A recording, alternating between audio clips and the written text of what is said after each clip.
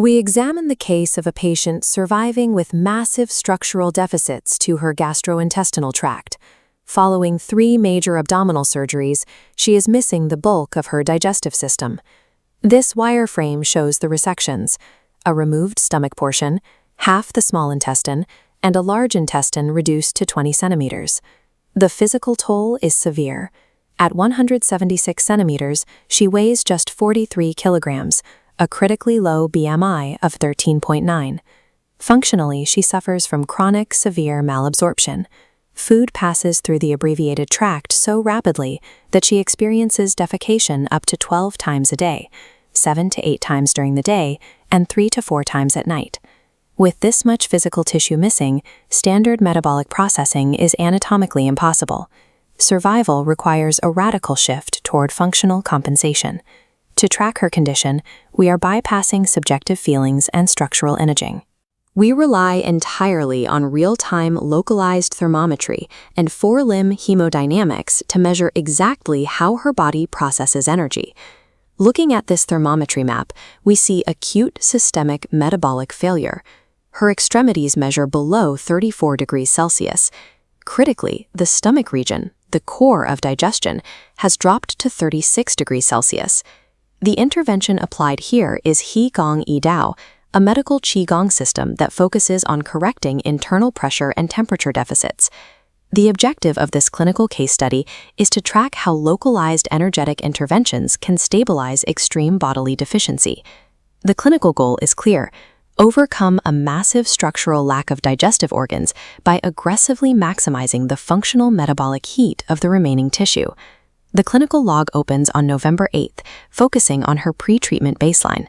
This 4-quadrant dashboard displays her baseline blood pressure. The readings show dangerous asymmetry and deeply depressed systolic pressure, hovering in the low 90s in her arms. The initial intervention is light. She engages in Qigong Yi Dao physical activation exercises to stimulate blood flow. Immediately post-exercise, we see a measurable uptick. Systolic pressure rises across all 4 limbs, pushing into the low 100s, showing an instant improvement in arterial tension. However, her baseline is exceptionally fragile.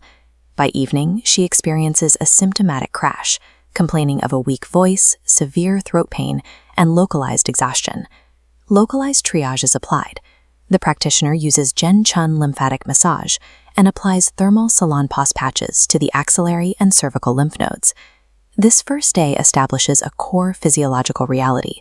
Even in a state of severe deficit, targeted physical activation immediately yields measurable improvements in circulatory capacity. On November 9th, a seemingly healthy dietary decision triggers an acute metabolic crisis.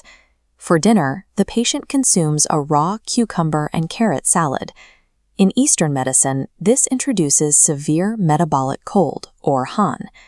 Inside a highly deficient digestive system, raw vegetables act as a thermal sink, drawing heat away from organs that are already struggling to maintain a functional temperature. Her physiological collapse is immediate. Her face turns intensely pale, she loses all energy, and her extremities become freezing to the touch. The defining symptom of this crash is auditory: severe intestinal hypermotility, characterized by a constant, loud gurgling throughout the night. The quantitative data reflects these symptoms. The thermometry map shows her localized stomach temperature dropping precipitously, plunging from 36 degrees to under 35.4 degrees Celsius.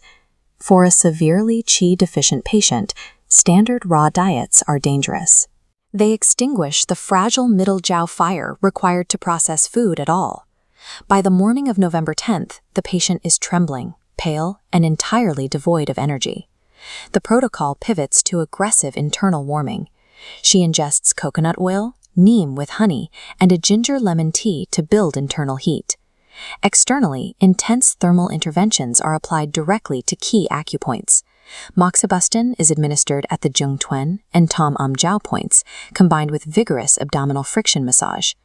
Deep systemic protocols are layered on top.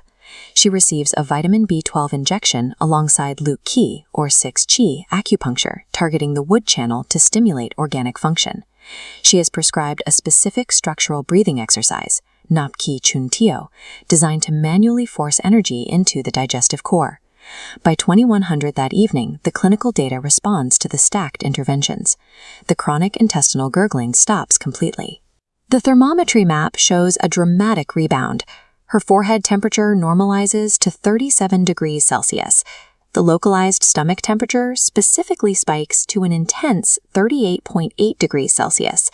This massive localized temperature spike proves the breathing exercises and moxibustion provided the thermal energy needed to restart the digestive process. We advance to November 14th, the end of the intensive intervention window.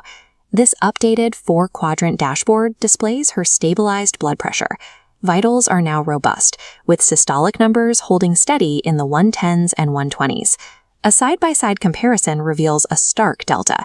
The 6-day data shows stabilized circulatory pressure and resolved initial asymmetry. The functional real-world outcome matches the data.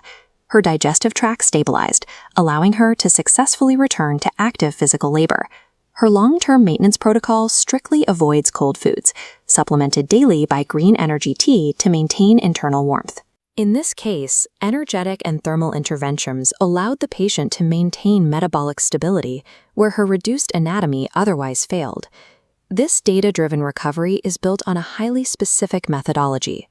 The Kai Kong I Dao system was engineered by Master Do Duk Nog. His work centers on bridging ancient Eastern energetic concepts with modern verifiable Western metrics. This integrative knowledge has a broad international reach, taught in academic and spiritual centers alike, such as the European Buddhist Institute in Walbrol.